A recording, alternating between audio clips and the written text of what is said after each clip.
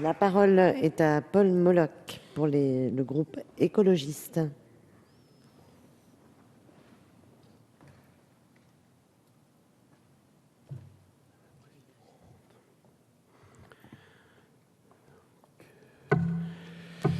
Donc, Madame la Présidente, Madame la Ministre, Monsieur le Président de la Commission des lois, Monsieur le rapporteur, mes chers collègues, la loi organique qui nous est soumise conformément aux conclusions du 12e comité des signataires de l'accord de Nouméa vise à faciliter les inscriptions sur les listes électorales en vue de la consultation sur l'accession de la Nouvelle-Calédonie à la pleine souveraineté. Il dispense de démarches et formalités d'inscription sur les listes électorales jugées contraignantes pour certaines catégories d'électeurs. Il a aussi pour objet d'améliorer le fonctionnement des commissions administratives spéciales chargées d'établir la liste électorale spéciale pour les élections au Congrès et aux assemblées de province et la liste des électeurs admis à participer à la consultation sur l'évolution politique de la Nouvelle-Calédonie. La liste électorale spéciale pour la consultation sera établie à la suite de l'entrée en vigueur de la loi organique et sera révisée annuellement jusqu'à l'année du scrutin. Le texte prévoit les conditions nécessaires à la tenue, le cas échéant, de la 3e consultation prévue par l'accord de Nouméa. Au Sénat ont été adoptés 5 amendements rédactionnels et 4 amendements du gouvernement déposés sur demande du comité des signataires, notamment un amendement sur les électeurs inscrits d'office. La commission des lois a adopté le texte sans modification. Ce projet de loi organique permet l'application des accords de Nouméa. Ces accords sont le fruit d'une situation qui fut très conflictuelle. Ils ont permis de ramener la paix dans ce territoire d'outre-mer et je ne sous-estime donc pas leur importance. Ils ont permis de mettre fin à la quasi-guerre civile entre les deux parties de la population en évitant le fait majoritaire et en prenant pleinement en compte la minorité. Ce n'est pas si courant dans notre démocratie dont certains philosophes n'hésitent pas à dire qu'elle n'est que la dictature de la majorité. Ces accords sont, d'une certaine façon, l'invention d'une nouvelle gouvernance. Nous avons donc beaucoup à apprendre de la Nouvelle-Calédonie. J'en suis d'autant plus persuadé que dans un passé proche, la France métropolitaine était persuadée d'avoir beaucoup à apprendre à ses populations, en particulier dans l'organisation politique. Je crois qu'il est temps de comprendre qu'il faut en grande partie nuancer ce schéma.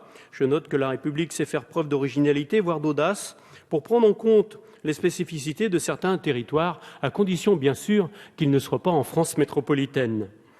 Cela m'avait d'ailleurs inspiré une réflexion sur le chaud, comme on dit en breton, dans la commission des lois, qui avait beaucoup amusé nos collègues d'outre-mer. J'avais dit « décolonisons la métropole ».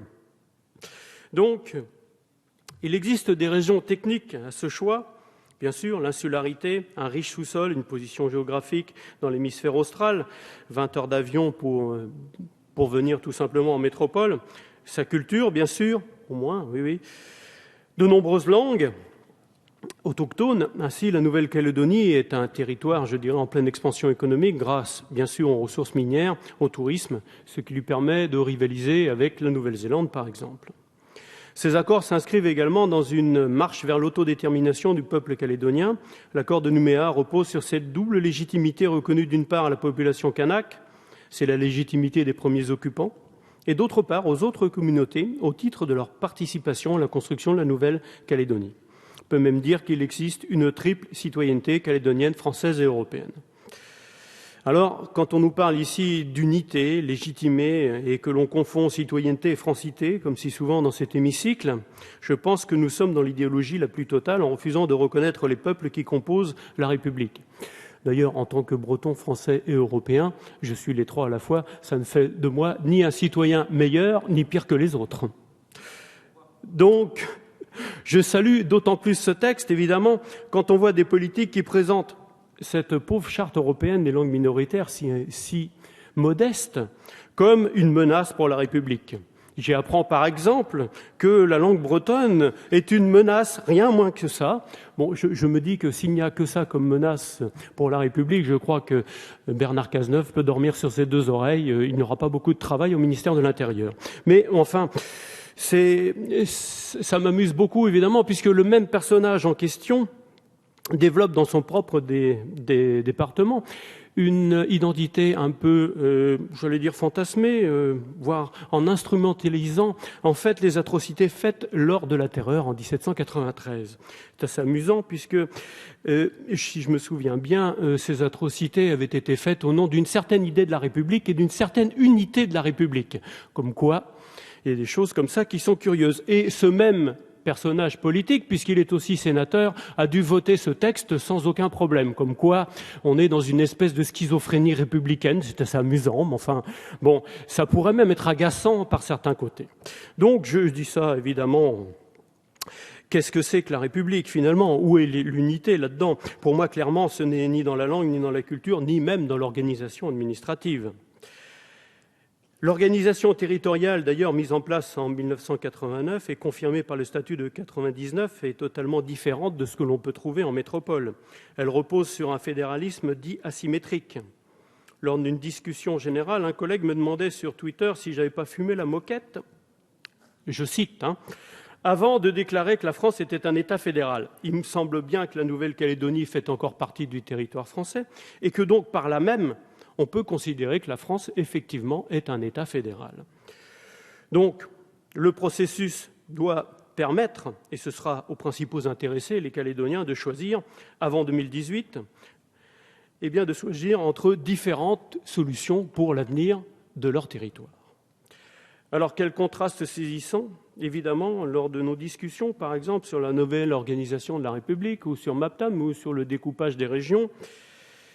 Je ne parle pas évidemment de ces grandes régions informes, sans âme, que nous avons votées dans cet hémicycle, enfin pas moi évidemment, et avec le pauvre Alsaciens par exemple qui disparaissent purement et simplement, car finalement les Alsaciens, Bretons et autres ne sont-ils pas les Kanaks de la France métropolitaine? Voilà une bonne question. Donc, je dirais au mieux, oui, en ces pauvres régions. Alors, il semblerait donc que ce qui soit bon pour les collectivités d'outre-mer ne le soit pas pour la France métropolitaine et la Corse. Par exemple, en métropole, une expérimentation quelconque doit être généralisée au bout de 5 ans. Il s'agit d'une disposition constitutionnelle. Alors, quand une région demande à avoir une expérimentation, la langue par exemple, l'eau, on lui répond tout simplement pas. Donc, je suis très content. Alors vraiment très satisfait de voir cette unanimité dans cet hémicycle ce soir, parce qu'évidemment, je voterai pour cette loi, je trouve que ça va vraiment dans le bon sens.